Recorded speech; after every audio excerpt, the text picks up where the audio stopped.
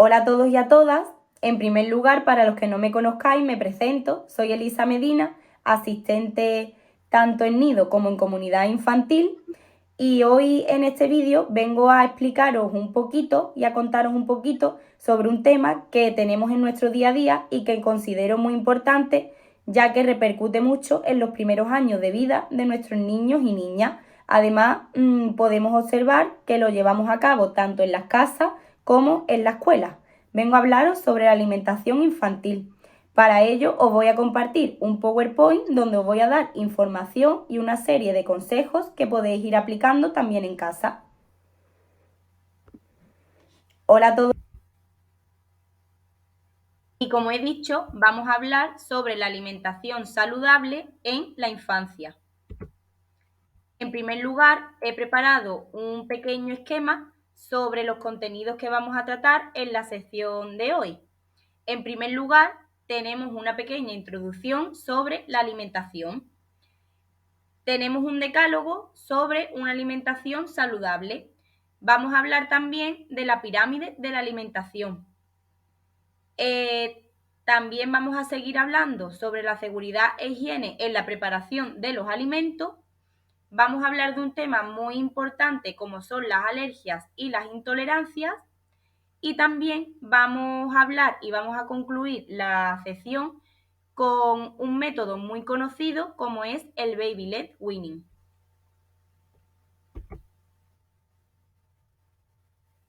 Debemos saber que el ritmo de crecimiento y el desarrollo de nuestros niños y niñas van cambiando cada día que pasa.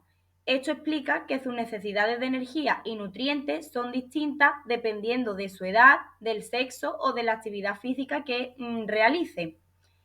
Es por ello que debemos de ir adaptando la alimentación a sus características individuales. Debemos tener en cuenta su ritmo de crecimiento y desarrollo, el apetito que tenga el niño o la niña, sus gustos, su estado de salud y también la actividad física que realice. La alimentación y el método Montessori podemos considerar que están unidas de la mano, ya que como disponemos en el colegio de un ambiente preparado para los niños, es posible que tengamos espacios ideales para el momento de la alimentación. En la mayoría de los casos es el niño el que decide qué comer y las cantidades que quiere comer y que su cuerpo necesita. Un ejemplo de cómo podemos utilizar el método Montessori y que esto también nos sirve para las casas sería colocando una mesa a la altura del niño con una canasta donde contenga frutas, enna saludable, diferentes tipos de comida y también una jarra de agua con vasos para que ellos mismos se puedan servir. Al lado podemos poner también una toalla con la finalidad de que el niño o la niña, en el momento que sea autónomo y lo pueda hacer por sí mismo, sea él mismo quien pueda limpiar este espacio una vez que ha terminado de comer. Aquí tenemos un pequeño decálogo de cómo tiene que ser una alimentación saludable. Los alimentos se deben distribuir a lo largo del día para que el cuerpo obtenga los nutrientes que necesita. Para que una alimentación sea saludable depende de varios puntos. Aquí os he puesto yo algunos como son una alimentación variada. Debemos acostumbrar a que el niño coma de todo cuanto antes y que pruebe todas las comidas y los distintos sabores de los alimentos. Debemos ofrecerle una alimentación variada desde sus primeros años de vida y que así el niño pues se vaya acostumbrando a comer un poquito de todo. Otro punto es que la alimentación debe ser sana. Debemos de intentar darle alimentos que tengan poca grasa, poca sal, que sobre todo tengan abundancia de vegetales como son las frutas, las verduras, también que contengan legumbres y cereales integrales. Esto debe de ser todo en cantidades acordes a su edad y a sus necesidades. También la alimentación debe ser equilibrada. Para esto es bueno que tengáis en cuenta el menú del colegio, el cual podéis acceder, como ya todos sabéis, desde la plataforma de ClickEdu. Y para ello debéis de complementarlo en casa y así poder tener una alimentación equilibrada. La alimentación también debe de ser nutritiva, con alimentos de todos los grupos, como son las frutas, las verduras, las carnes, los pescados, los cereales, las legumbres, etcétera.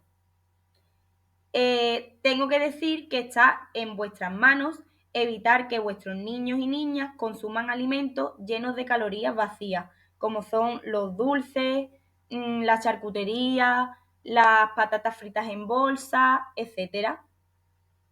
También la alimentación debe de ser apetecible. Debéis de cocinar los alimentos y servirlos de forma que a vuestros niños les parezca apetecible y de buen agrado. Por ejemplo, si sabéis que no les gusta un alimento en concreto, combinarlo con otro para que así intente probarlo y dentro de un tiempo pues acceda a comerlo. También debe ser divertida. Tenemos que hacerle partícipes de la compra, incluso de la elaboración de comidas simples, de la preparación de la mesa, etcétera. Así pueden aprender buenos hábitos, se sienten partícipes de la hora de la alimentación y disfrutan de la comida. También debe de ser ordenada, disfrutando en familia de la comida, de la cena o del snack en un ambiente relajado y tranquilo y siguiendo un orden a la hora de comer, como por ejemplo primer plato, segundo plato y postre. También debe de ser consistente. Tenéis que aseguraros de que vuestro hijo hace el número de comidas que le pertenecen a su edad. Y por último, debe de ser educativa. Es muy esencial que tengáis paciencia, constancia, disciplina y respeto, sobre todo por el apetito del niño. El niño no siempre va a tener el mismo apetito. A lo mejor algún día tiene más hambre que otro. Esto va a ir dependiendo de su crecimiento y desarrollo y siempre lo tenéis que respetar siempre y cuando se encuentre dentro de una normalidad.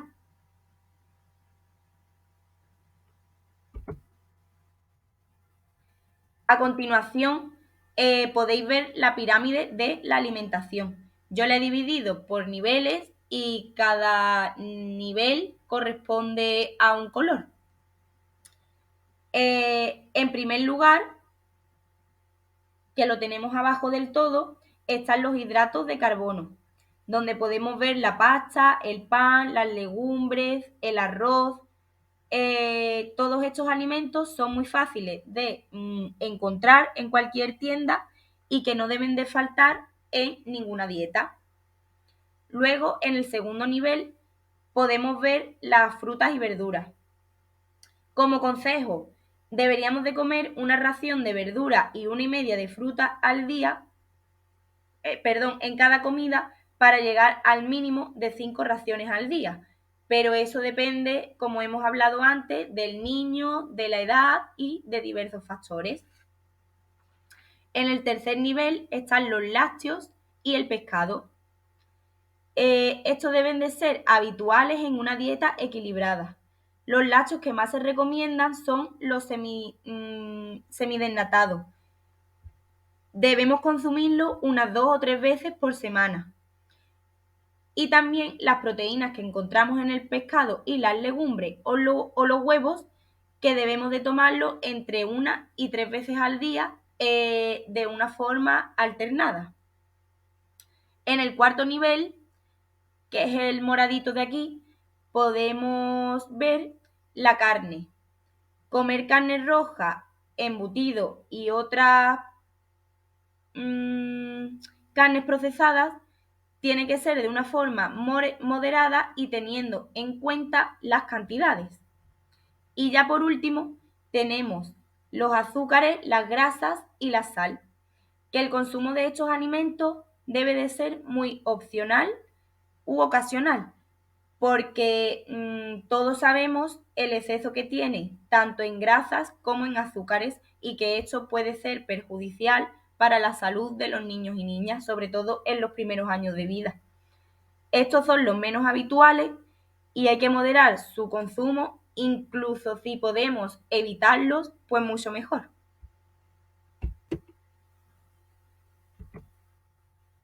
Vamos a seguir hablando sobre la seguridad e higiene en la preparación de los alimentos.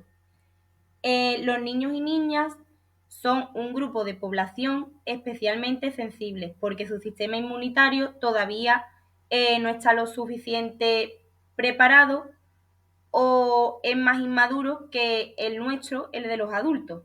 Es por eso que en el momento de elaborar las comidas debemos de tener en cuenta algunos aspectos importantes de seguridad e higiene. Algunos consejos generales de higiene. Antes de empezar a preparar los alimentos, debemos de ser muy rigurosos a la hora de lavarnos y secarnos las manos. Debemos protegernos las heridas, no toser ni estornudar sobre los alimentos y en caso de tener alguna diarrea o estar enfermos, dejar que cocine una persona sana. Debemos comprobar que todas las herramientas de trabajo están limpias. Y también los biberones, en caso de los bebés, tienen que limpiarse inmediatamente después de cada uso, siempre con jabón y con agua caliente. Además, es muy importante que si detectamos una grieta en la tetina del bibi, que lo cambiemos, porque es donde se acumulan la mayoría de los gérmenes. También otro aspecto importante es que es recomendable utilizar papel de cocina y evitar el uso de los trapos, ya que a menudo se acumulan muchos gérmenes. Para los alimentos congelados o los que están en la nevera, debemos utilizar bolsas isotérmicas y comprobar si la temperatura es la adecuada para cada alimento. Durante la preparación de los alimentos es importante ver que los alimentos que vamos a utilizar están en buen estado de conservación. ¿Cómo vemos esto? Viendo que el envase no está hinchado, ni mal formado, ni nada, y que la fecha de consumo no ha pasado.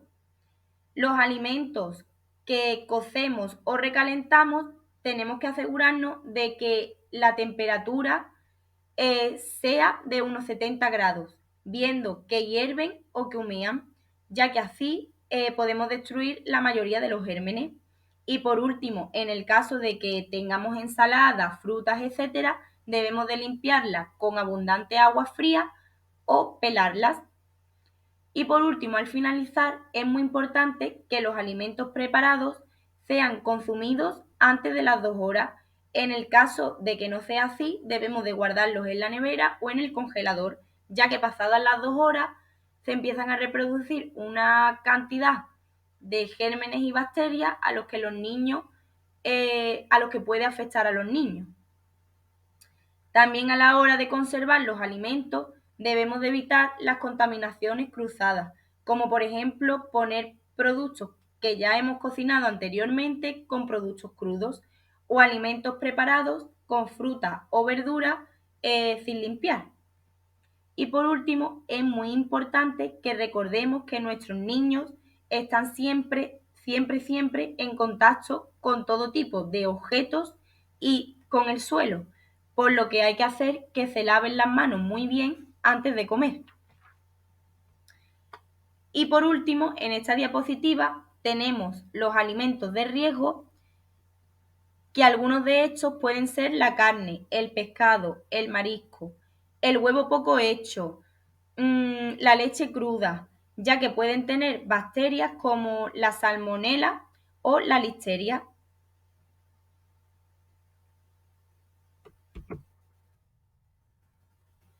Otro punto que, como ya he dicho anteriormente, considero muy importante y que podemos decir que cada vez más niños están sufriendo de esto son las alergias y las intolerancias. En primer lugar, quiero que veáis las diferencias entre estos dos tipos, la alergia y la intolerancia. La alergia se produce por una reacción adversa del sistema inmune a un determinado alimento al tener contacto con él o ingerirlo. Dentro de las alergias podemos encontrar dos tipos: las que están producidas por anticuerpos que se presentan de una forma rápida con síntomas leves, como son una urticaria, por ejemplo, y las no medidas por anticuerpos, que se manifiestan sobre todo con síntomas digestivos que aparecen entre las 2 y 48 horas después de haber comido ese alimento. Y en otro lugar están las intolerancias, que, en estas no interviene el sistema inmune, por lo que son un poco más difíciles de distinguir. Estas pueden estar causadas por componentes alimentarios no proteicos. En estos casos, el organismo no puede asimilar correctamente el alimento o alguno de sus componentes, llega al intestino grueso y provoca gases, malestar, diarrea, dolor abdominal, etc. Los síntomas menos graves que podemos encontrar de alergia tras un niño haber ingerido algún alimento son urticaria, enrojecimiento de la piel, que se le hinchen los labios o los párpados, vómitos, diarreas, picor en la boca o en la garganta, etc. Y algunos síntomas más graves pueden ser una reacción anafiláctica que afecta a varios órganos y sistemas, y ya el resultado más grave de todo esto es el shock anafiláctico. ¿Cuál podemos decir que es el tratamiento para estas alergias e intolerancias? Pues es directamente la eliminación completa del alimento que ha causado este trastorno. ¿Cuáles son los alimentos que causan la mayoría de alergias? En los niños y niñas, la mayoría de las veces son la leche de vaca, el huevo, el pescado, el marisco, los cereales y los frutos secos. La alergia a la leche está causada por la caseína o la lactoglobina. Los síntomas más comunes son digestivos, como pueden ser vómitos o diarreas. La alergia al huevo se debe a una reacción alérgica provocada por las proteínas características que están presentes en la clara del huevo. También está la alergia a los frutos secos, como los cacahuetes o las almendras, que tienen un elevado riesgo de provocar un shock anafiláctico. Y otros tipos de alergias son al pescado, a la legumbre o los cereales. Y ya el último punto que vamos a tratar en la sesión de hoy es el baby led weaning. Algunos habréis escuchado hablar de él y otros no. Entonces, en primer lugar, voy a explicar qué es este conocido método que, como hemos dicho, se llama baby led weaning. ¿Qué es? Es una alimentación complementaria a demanda en el proceso de destete de un bebé, en el que poco a poco le vamos a ir introduciendo diferentes alimentos sólidos, además de estos alimentos que pueda comer de forma autónoma y con sus propias manos. ¿Cómo se pone en práctica este método? Pues debemos de sentar al bebé en la mesa para que coma con nosotros y le ofrecemos la misma comida, pero con una consistencia más blanda y más apropiada para él. Al principio debemos de intentar ofrecerle la comida en forma de palitos o en trozos grandes, así él mismo puede agarrar la comida con su puño y comer lo que le sobresale de la mano. A continuación os voy a poner un pequeño vídeo, ¿vale? Para seguir hablando sobre este método.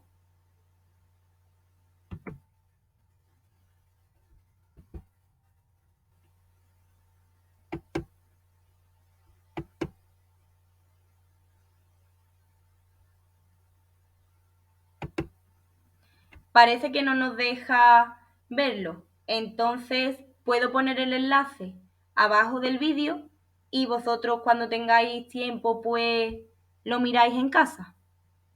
Vamos a seguir entonces. Antes de nada, vamos a hablar de algunos alimentos de riesgo para los niños.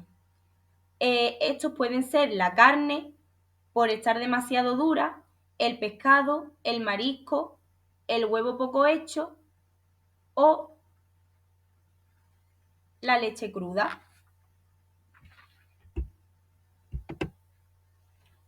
Ya que hemos dicho y vuelvo pues a repetir que estos alimentos, al no haberlos introducido nunca, debemos de vigilarlos, ya que pueden causar alguna alergia o intolerancia en nuestros niños y niñas.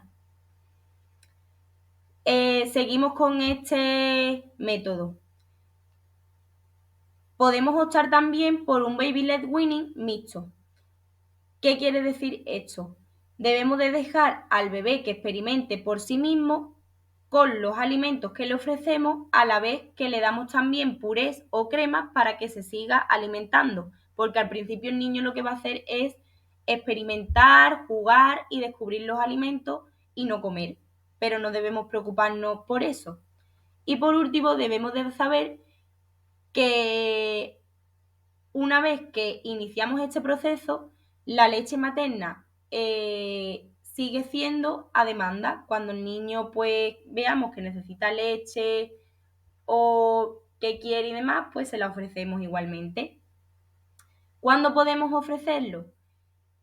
Debemos de tener en cuenta que el organismo de nuestro bebé debe de tener una maduración necesaria y haya adquirido las destrezas psicomotoras para que pueda tragar de forma segura los diferentes alimentos que le vamos a ofrecer. Esto suele ocurrir en torno al sexto mes. ¿Qué beneficios tiene? Pues como podemos ver, tiene unos beneficios físicos, que ofrece estímulos que ayudan a su desarrollo psicomotriz, fortalece la mandíbula, reduce el riesgo de abandono precoz de la lactancia y la obesidad infantil. También tiene muchos beneficios emocionales, ya que proporciona placeres para todos los sentidos del bebé, convierte el aprendizaje en algo más divertido y relajado para toda la familia y favorece la autonomía del bebé. Y por último, tiene beneficios conductuales, que favorece una alimentación más rica en frutas y verduras, regula su apetito y motiva el aprendizaje de la familia. ¿Cuáles podemos decir que son los mejores alimentos para empezar con el método Baby Led Weaning? Y con este punto ya terminamos. Los mejores alimentos para comenzar con este método son aquellos que nos permiten primero que los conocemos y que sabemos que van a conservar todos sus nutrientes y consistencia, de manera que faciliten el agarre de nuestro bebé. Algunos ejemplos que podemos ofrecer son las judías verdes, la coliflor, el brócoli, el calabacín, la zanahoria, la calabaza, la patata, la berenjena, ya que estos alimentos son fáciles de cocinar al vapor, tienen una consistencia buena y el bebé va a poder alimentarse sin ningún tipo de preocupación.